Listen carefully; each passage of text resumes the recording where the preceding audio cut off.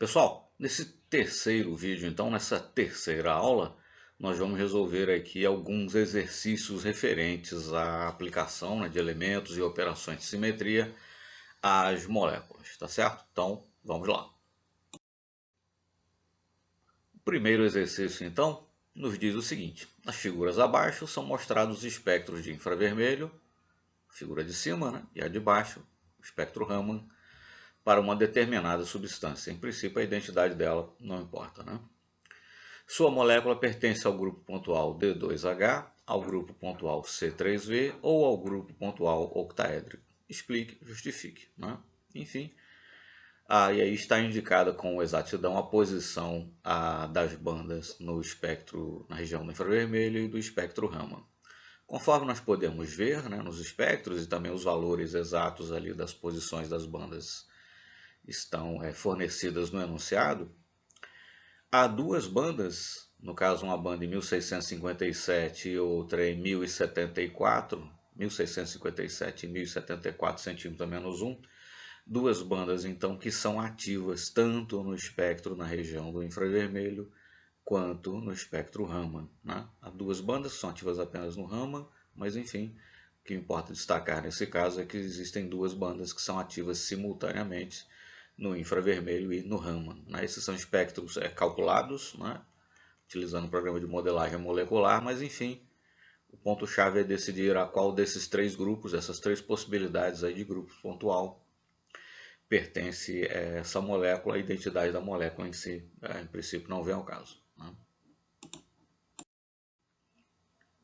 E para resolver então a questão, nós devemos nos lembrar de uma das consequências da aplicação dos elementos e operações de simetria às moléculas, que é a seguinte: se uma molécula tiver um centro de inversão, nenhum dos seus modos vibracionais pode ser ativos simultaneamente no infravermelho e no Raman. Então, se uma molécula tiver um centro de inversão, nenhum dos seus modos vibracionais pode ser ativos simultaneamente em ambas as espectroscopias, infravermelho e Raman. As três possibilidades foram colocadas, aquela espécie ali, aquela molécula e tal, cuja identidade não importa, pertence ao grupo pontual D2H, octaédrico ou C3V. Quando nós vamos ver aí a tabela de caracteres para esses três grupos pontuais, nós podemos constatar que o grupo pontual do D2H possui entre seus elementos de simetria um centro de inversão. A mesma coisa para o grupo pontual octaédrico. Bom, mas os dois espectros são mostrados, e nós vimos ali que existem duas bandas que são ativas simultaneamente no infravermelho e no Raman. Ora, mas se uma molécula tiver um centro de inversão, nenhum dos seus modos vibracionais pode ser ativo simultaneamente em ambos, no infravermelho e no Raman. Como tanto as moléculas pertencentes ao grupo pontual D2H quanto a octaédrica, o grupo octaédrico, tem centros de inversão, então nós temos que excluir essas duas possibilidades. A nossa molécula, porque possui bandas ativas simultaneamente no infravermelho e no Raman, não pode pertencer nem ao grupo D2H, nem ao grupo octaédrico, porque esses grupos têm centro de inversão como elemento de simetria, e se a molécula tiver um centro de simetria, um centro de inversão, nenhum dos seus modos vibracionais pode ser ativo simultaneamente no infravermelho e no Raman. Então aquela nossa espécie, seja ela qual for, com certeza pertence a um grupo pontual que não tem centro de inversão comum de seus elementos de simetria. Entre as três possibilidades colocadas, a única que restou foi o grupo pontual C3V, que, como nós podemos ver aí na tabela, não apresenta elemento de centro de inversão entre seus elementos de simetria. Então a resposta, por exclusão, teria que ser grupo pontual C3V. Questão número 2, então, nos diz o seguinte: o composto, enfim, cisplatina, o cis e trans de platina, possui um isômero cis e um isômero trans. Ok. A quais grupos pontuais pertencem esses isômeros? Aí nós temos os isômeros cis e trans, em princípio, essa questão da orientação aí dos hidrogênios nos grupos NH3, quer dizer, não são fator, né, a interferir aí na questão de a qual grupo pontual pertence às espécies, tá certo? Então é preciso considerar aí o átomo de platino, os 2 átomos de nitrogênio e os 2 átomos de cloro, né? E a pergunta então, a quais grupos pontuais pertencem essas espécies? Então nós temos que identificar quais são os elementos de simetria que elas possuem. Nós podemos, por exemplo, usar aquele fluxograma, né, que nós já conhecemos, e aí, seguindo o fluxograma, vamos conseguir identificar a qual grupo pontual pertencem a essas moléculas, esses isômeros. No caso aí para o isômero cis, né, para o isômero cis, no lado direito aí da figura são mostrados os elementos de simetria que ele possui. Tá? 2 planos, né, de reflexão, um plano que inclui a molécula como um todo, né, que é quadrado planar, e um plano aí, enfim, na posição indicada, né, entre as ligações NH3 e NH3, ou enfim, elas entre as ligações, né, nitrogênio, platina, nitrogênio, ou cloro, platina, cloro, enfim. Além disso, um eixo de rotação de ordem 2. Bom, seguindo o fluxograma, nós vamos chegar à conclusão que a molécula pertence ao grupo pontual C2V. C2V. Já o isômero trans, né, possui alguns seus elementos de simetria são aí indicados, né, enfim, os seus elementos de simetria são aí indicados, né, e seguindo o fluxograma nós vamos chegar à conclusão que a espécie pertence ao grupo pontual D2H. D2H, né. Enfim, identificados então, né, os grupos pontuais aos quais pertencem as moléculas aí de cisplatina e transplatina, né. Um dado importante aí a comentar é o seguinte, né, perceba-se que cisplatina, né, a transplatina possui centro de inversão, né, entre seus elementos de simetria. A transplatina, né, possui centro de inversão, pertence ao grupo pontual D2H. A cisplatina não possui. Moral da história: a cisplatina pode ter bandas ativas simultaneamente no infravermelho e no Raman, não quer dizer que terá, mas pode ter. Já a transplatina com certeza não terá bandas que sejam ativas simultaneamente no infravermelho e no Raman, né? Essa poderia ser uma via, por exemplo, poderia ser um caminho, né, para você conseguir, por espectroscopia no infravermelho e no Raman, diferenciar, né, um isômero do outro, tá certo? Seria um caminho interessante. Questão número 3 nos diz o seguinte: a qual grupo pontual pertence a molécula SF5Cl? Essa molécula poderia ter modos vibracionais ativos simultaneamente no infravermelho e no Raman? Explique e justifique. Bom, a geometria aí da molécula, evidentemente, é octaédrica, né? Mas como nós já vimos anteriormente, já sabemos, geometria é diferente de simetria. E fica evidente, porque tem um grupo aí, né? Tem um átomo de cloro, os outros 5 são de flúor, tem um átomo de cloro. Já fica evidente que a simetria não é octaédrica, essa molécula com certeza não pertence ao grupo pontual octaédrico, tá certo? Mas a pergunta então, qual grupo pontual ela pertence, né? E se essa molécula poderia ter, não quer dizer que terá, mas poderia ter, né, modos vibracionais ativos simultaneamente no infravermelho e no Raman? Bom, identificando, né, fica aí como exercício localizá-los, né, identificando os elementos de simetria que a espécie possui, nós vamos concluir que ela pertence ao grupo pontual C4V. C4V, tá certo? Nós colocamos aí um outro fluxograma, tá certo? Que às vezes você vai encontrar em livros diferentes fluxogramas com uma estrutura um pouquinho diferente, né? De repente um é mais fácil de seguir, ou enfim, né? Mas só para ilustrar aí um outro fluxograma, mas o propósito é o mesmo, né? Na base de respondendo sim e não, sim e não, sim e não, né? Você ir vencendo aí determinadas etapas lógicas até chegar ao final, até chegar à conclusão aí de a qual grupo pontual aquela determinada espécie pertence. No caso aí, chegamos à conclusão que SF5Cl pertence ao grupo pontual C4V. C4V. E aí, então, nós estamos em condições de responder a pergunta que foi feita, né? Bom, entre os elementos de simetria do grupo pontual C4V, não se encontra centro de inversão, né? A nossa regra de exclusão é que uma molécula que possua centro de inversão não poderá ter modos vibracionais que sejam simultaneamente ativos no infravermelho e no Raman. Como essa molécula, SF5Cl, pertence ao grupo pontual C4V, como nesse grupo pontual entre os seus elementos de simetria não se encontra um centro de inversão, então a resposta é sim, ela poderia sim, né, ter modos vibracionais simultaneamente ativos no infravermelho e no Raman, não quer dizer que terá, né?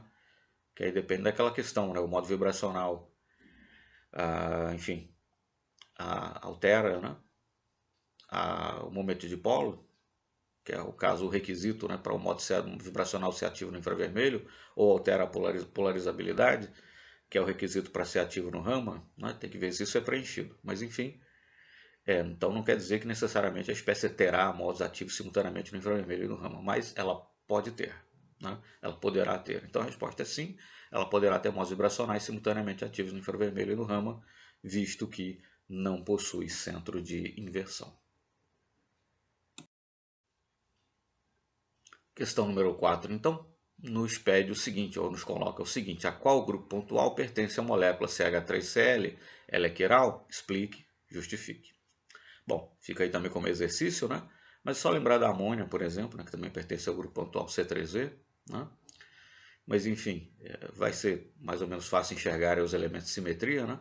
Fato é que, identificando os elementos de simetria e utilizando lá o nosso fluxograma, nós podemos constatar que essa espécie pertence ao grupo pontual C3V, pertence ao grupo pontual C3V.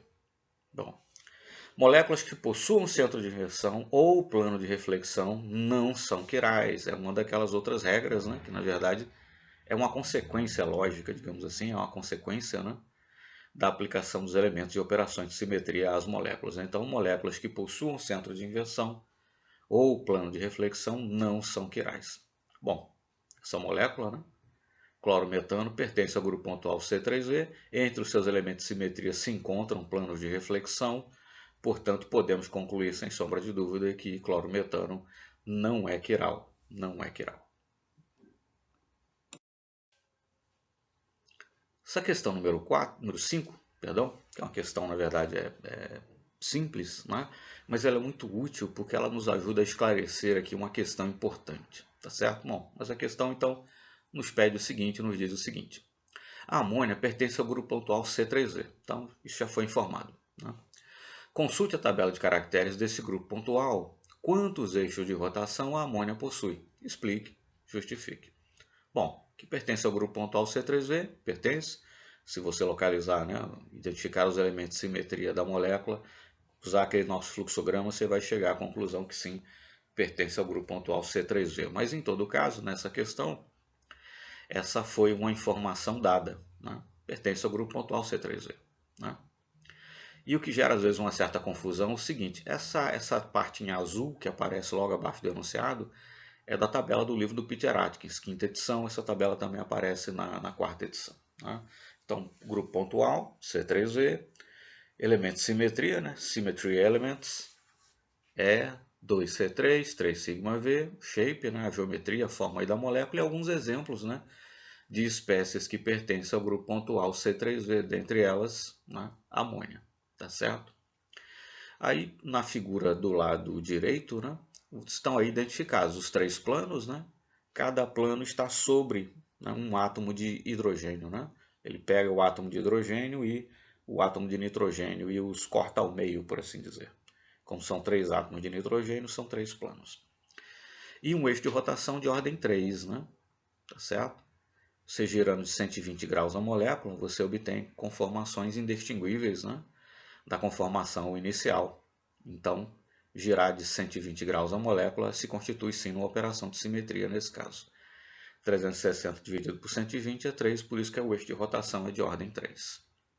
Mas quando você olha a tabela de caracteres, você tem ali 2C3. Você diz, tudo bem, né? Elemento de identidade, né? Toda molécula possui elemento de identidade, é claro. 3 sigma V, são três planos sigma verticais. Verticais no sentido de que eles, né, são paralelos ou incluem, né, o eixo de rotação de maior ordem. Nesse caso só tem o C3 mesmo, né? Ok, você consegue enxergar os 3 sigma V, estão aí na figura, né? E nós conseguimos enxergar um eixo de rotação de ordem 3, está ali, C3, perfeito. Bom, mas na tabela tem 2 C3, aí você vai dizer, mas existem dois eixos de rotação de ordem 3, então... Né? Perceba que na tabela do Atkins está ali, Symmetry Elements, elementos de simetria.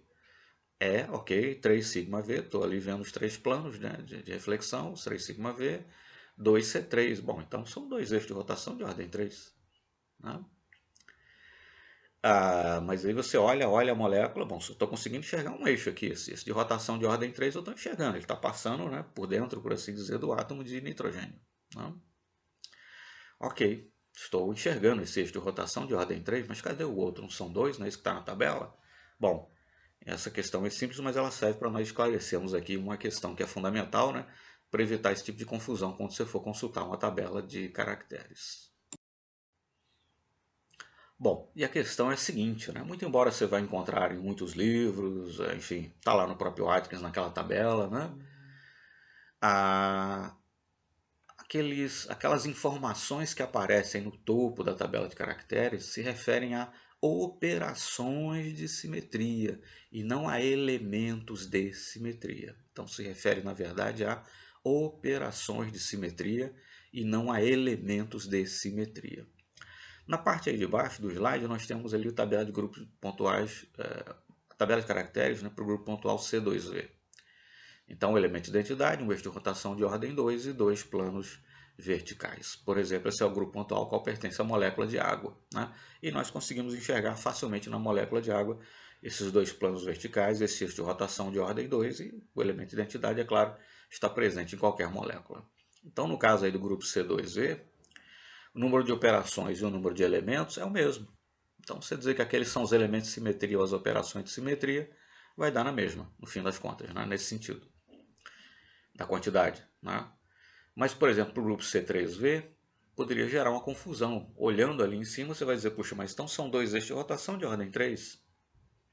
E na amônia, por exemplo, que pertence ao grupo pontual C3V, eu só chego um eixo de rotação. Que história é essa? Então, respondendo lá a pergunta, né? Quantos eixos de rotação a amônia possui? Só possui um. É aquele que passa ali sobre, né, por dentro, por assim dizer, do átomo de nitrogênio. Então, por que aparece 2C3 na tabela de caracteres? Não quer dizer que tem dois eixos de rotação de ordem 3, na verdade só tem um eixo. Né? É porque essa parte de cima aí da tabela de caracteres, na verdade, faz referência a operações de simetria e não elementos de simetria. Operações de simetria e não elementos de simetria. Né?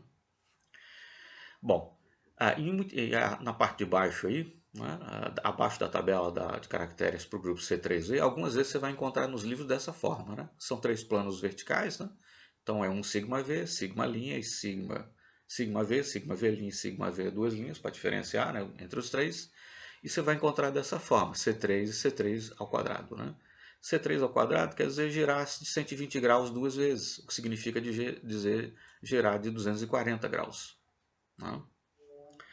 E essas então são as operações que acontecem em torno do mesmo eixo, então só há um eixo de inversão. Percebas que já que o eixo é de ordem 3, eu poderia virar de 0 grau, 120, 240 e 360. Girar de 0 grau, não girar a molécula, equivale ao elemento de identidade.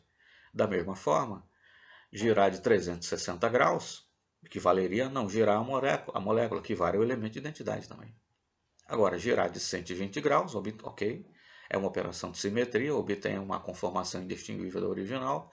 Girar de 240 graus também. Quer dizer, se girar de 120 graus uma segunda vez, né? Girar 120, depois mais 120. Eu também obtenho uma conformação idêntica à conformação original, por certo que é uma operação de simetria. Né? Mas perceba então que são duas operações possíveis. Se eu numerar os átomos de hidrogênio, 1, 2 e 3, né? Eu vou verificar que eles mudam de posição. É claro que a conformação é idêntica à original, porque são três átomos de hidrogênio e são idênticos. Né? Mas para fins aí de acompanhamento, né, da operação de simetria, se eu numerar os átomos 1, 2 e 3, eu vou verificar que 120 graus, né, os números mudam de posição e 240 graus eles também mudam. 360 eu voltaria exatamente para a posição 1, 2 e 3 original. Né?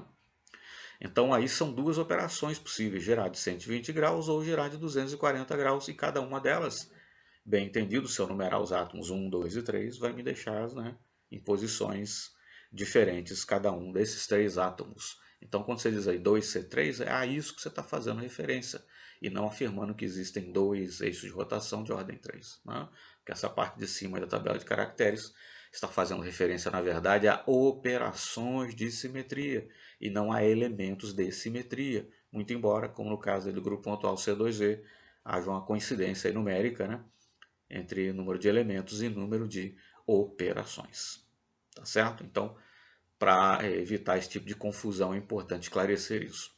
Como girar 240 graus no sentido horário equivale ao mesmo que girar, né, 120 graus no sentido anti-horário, dentro daquela perspectiva, né, se eu numerar os átomos 1, 2 e 3, né, você vai encontrar também algumas tabelas por aí, C3 menos 1, né, que significaria dizer um giro no sentido anti-horário. Mas enfim, né, esclarecendo essa questão. Tá certo? Então, a amônia só tem um eixo de rotação de ordem 3, e quando você encontra ali 2C3 na tabela de caracteres, não quer dizer que você tem dois eixos de rotação de ordem 3, na verdade é um só. E o 2 está fazendo referência a essas duas operações de simetria, girar de 120 graus e girar de 240 graus. Então, a ordem do grupo, né, representada por H, que nesse caso seria 6, né, é a soma não dos elementos de simetria, mas sim das operações de simetria. Certo? Acho que isso é um ponto importante a essa altura, né? Estamos em condições de diferenciar, de compreender melhor as coisas. É um momento importante para fazer esse esclarecimento, né? Que é fundamental, porque isso às vezes gera muita confusão, né? Quando a pessoa vai consultar a tabela de caracteres e fica tentando encontrar, por exemplo, no caso da amônia, um segundo eixo de rotação de ordem 3, não encontra de jeito nenhum, mas não encontra simplesmente porque ele não existe mesmo. Né? Que a parte de cima da tabela de caracteres, mais uma vez, está fazendo referência a operações de simetria e não a elementos de simetria. Tá certo? Acredito que tenhamos esclarecido, né, de vez aí a questão. Questão número 6, então, nos diz o seguinte: as matrizes correspondentes às operações de simetria do grupo pontual C3V são mostradas abaixo. E aí aparecem, né, as 6 operações de simetria, né, do grupo pontual C3V. Veja a questão anterior para ver a tabela de caracteres. Bom, mostre que A. Girar 3 vezes a molécula, eixo C3, só esse eixo, né, equivale a não fazer nada, ou seja, elemento de identidade. Né? E B. Reflexionar em sequência 2 vezes a molécula num mesmo plano, reflexionar naquele plano e depois reflexionar de novo naquele mesmo plano, equivale também a não fazer nada, ou seja, elemento de identidade. Né?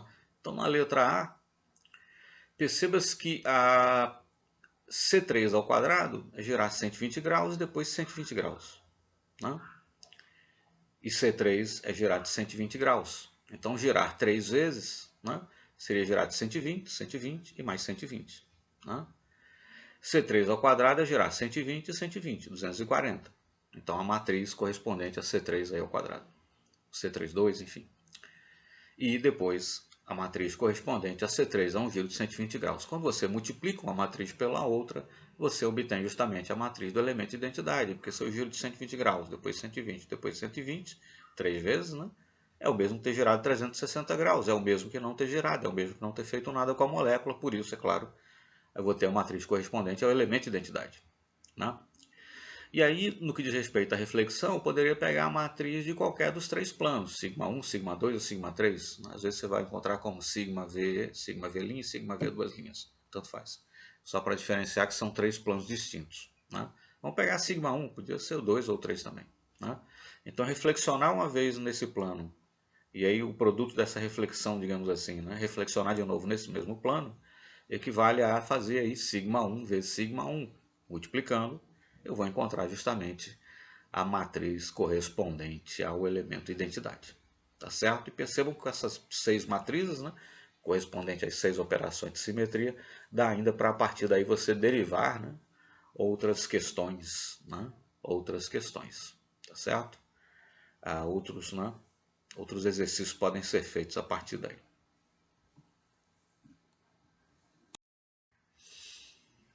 Questão número 7 nos coloca o seguinte: com base em considerações relativas aos elementos, operações de simetria, preveja se as seguintes espécies são polares ou apolares. Né?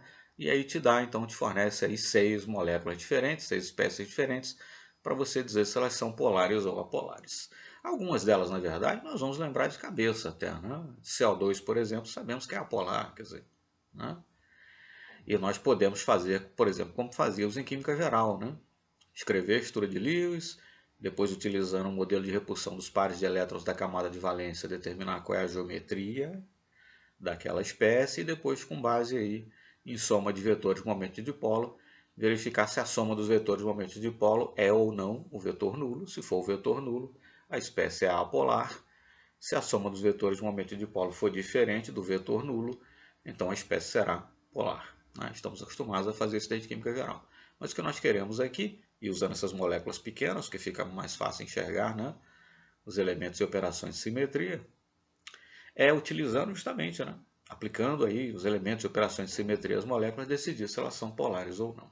Então veja só, relembrando, né, um key point aí que nós já destacamos em aula anterior, uma molécula não pode ser polar, ou seja, com certeza ela é apolar, né? Uma molécula não pode ser polar se ela pertencer a qualquer grupo que inclua um centro de inversão, né?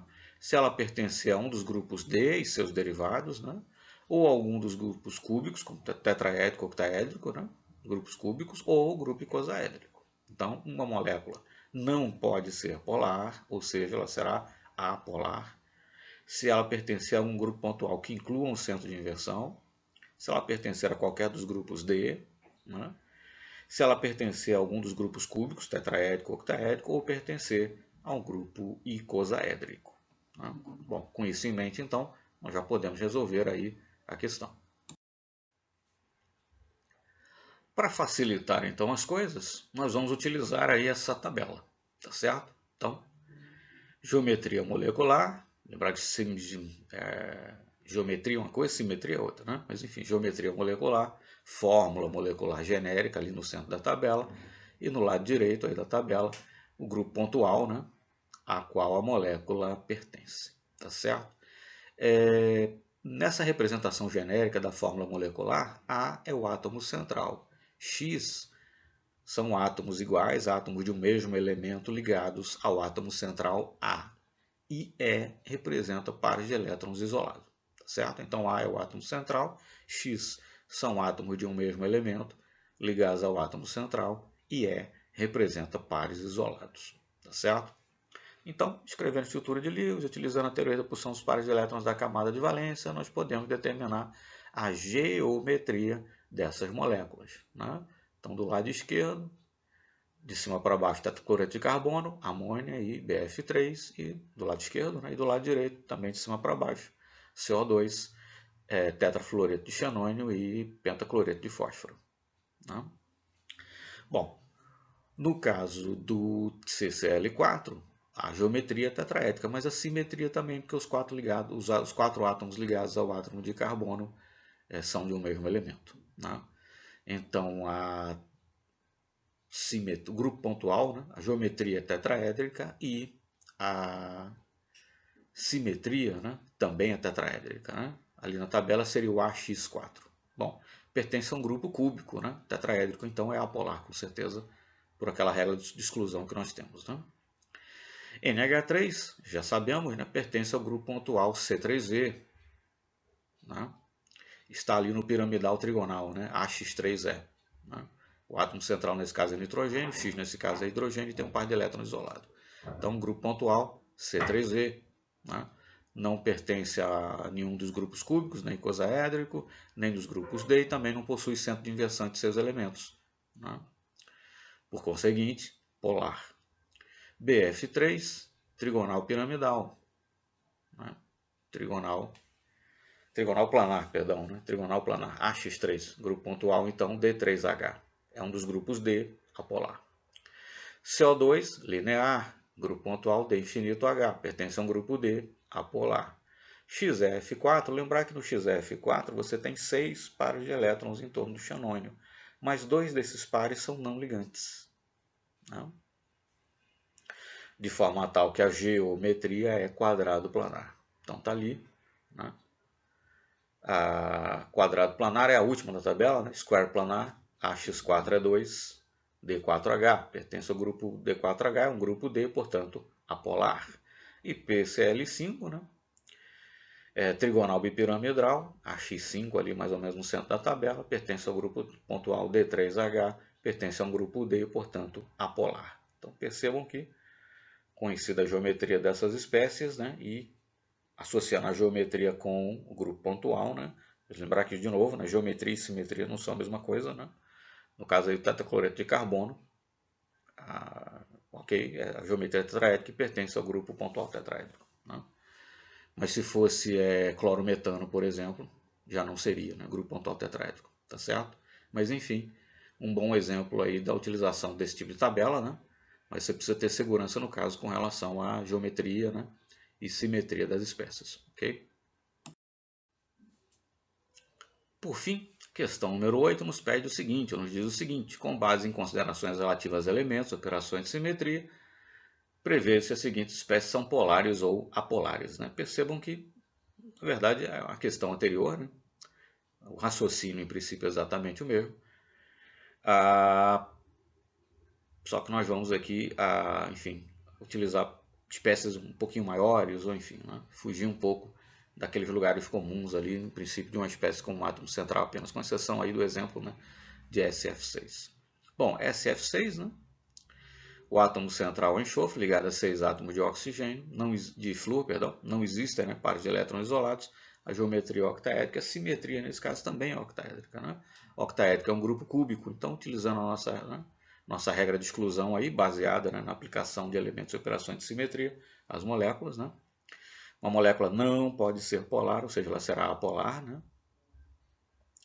Se ela pertencer a um grupo que inclui um centro de inversão, a algum dos grupos D, a um grupo cúbico, tetraédrico ou octaédrico, ou a um grupo icosaédrico.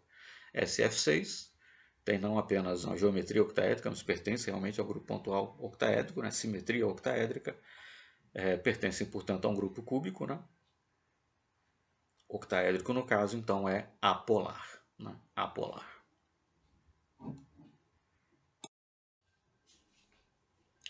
No caso do benzeno, né?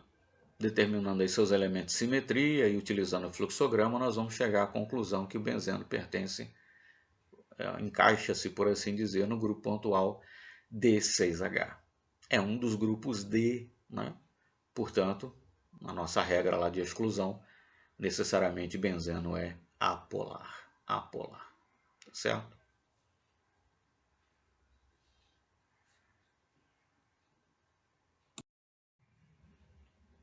E por fim, então, o metanol, né? Considerada aí a molécula, nós podemos perceber que ela só possui dois elementos de simetria, o elemento de identidade, que toda e qualquer molécula possui, e um plano de simetria. Esse plano de simetria, ele inclui, né, o átomo de oxigênio, o átomo de carbono e dois átomos de hidrogênio, justamente o átomo de hidrogênio ligado ao oxigênio e um dos átomos de hidrogênio ligados ao carbono. Eu tentei colocar a molécula em uma posição que fique mais fácil, né, de enxergar esse plano de simetria. Mas enfim, esse plano de reflexão, né? Mas enfim, esse plano, assim como o elemento de identidade, que toda e qualquer molécula, toda e qualquer espécie possui, são os dois únicos elementos de simetria que o metanol possui. Usando o nosso fluxograma, nós vamos chegar à conclusão que ele pertence ao grupo CS. Né? Não é um dos grupos cúbicos, não é um dos grupos D, não é um grupo icosaédrico. E entre os elementos de simetria do grupo CS não se encontra um centro de inversão, portanto, metanol é polar. Né? É polar. Mas aproveitando aqui o metanol, ele é polar realmente. O momento de polo acho que é 1,7 de Bar, qualquer coisa assim. Mas enfim, realmente é polar. Né? Mas vale a pena comentar o seguinte, né? A nossa regra de exclusão diz que uma molécula não poderá ser polar. Né? Isso é uma consequência da aplicação, né, dos elementos de simetria. Né? É uma regra, por assim dizer, né, mas que ela surge a partir da aplicação, né, dos elementos e operações de simetria às moléculas. A espécie não poderá ser polar, não será polar, se ela possuir um centro de inversão entre seus elementos de simetria, se ela pertencer a um dos grupos D, a um dos grupos cúbicos, octaédrico e tetraédrico, ou grupo icosaédrico. Né? Então ela não poderá ser polar, consequentemente ela será apolar. Se ela possui centro de inversão, pertencer ao grupo D, tetraédrico, octaédrico ou icosaédrico. Né? Ok. Mas isso não quer necessariamente dizer que se a espécie não tiver centro de inversão, não pertencer a grupo D, não pertencer a grupo cúbico, nem icosaédrico, ela será polar. Se ela tiver centro de inversão, pertencer a grupo D, a um dos grupos cúbicos, tetraédrico e octaédrico, ou pertencer a grupo icosaédrico, com certeza ela não pode ser polar, ou seja, com certeza ela é apolar. Mas o contrário não necessariamente é verdadeiro. Não é porque a espécie não tem centro de inversão, não pertence a grupo D, nem a grupo cúbico, nem a grupo icosaédrico, que necessariamente ela é polar. Né? Lembremos que o momento dipolar é uma grandeza vetorial, né? Se a soma dos vetores de momento dipolo de todos os vetores de momento dipolo. Né? E é claro, quanto maior, né, quanto mais átomos tiver uma molécula, mais vetores de momento dipolo você vai ter, espalhados, por assim dizer, né, pela molécula.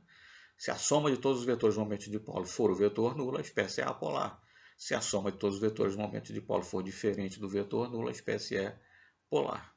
Né? Se for diferente do vetor nulo, polar. Então essa é que é a condição para que a espécie seja polar. Né? Então percebamos que aquela nossa regra é uma regra de exclusão. Né? Se tiver centro de inversão, pertencer a grupo D, grupo cúbico ou icosaédrico, não poderá ser polar, então será apolar. Isso não quer dizer que, se não pertencer a D, tetraédrico, octaédrico, icosaédrico, e não tiver centro de inversão, necessariamente será polar. Vai depender da geometria aí da molécula. É claro que a geometria está relacionada, no fim das contas, né, aos elementos e operações de simetria, né, mas rigorosamente falando, né, o inverso da regra não é verdadeiro. Não é porque eu não possuo centro de inversão, não pertence a grupo D, cúbico, nem icosaédrico, que necessariamente será polar. Né? Mas enfim, no caso aí do etanol, sim, é polar. Perfeito?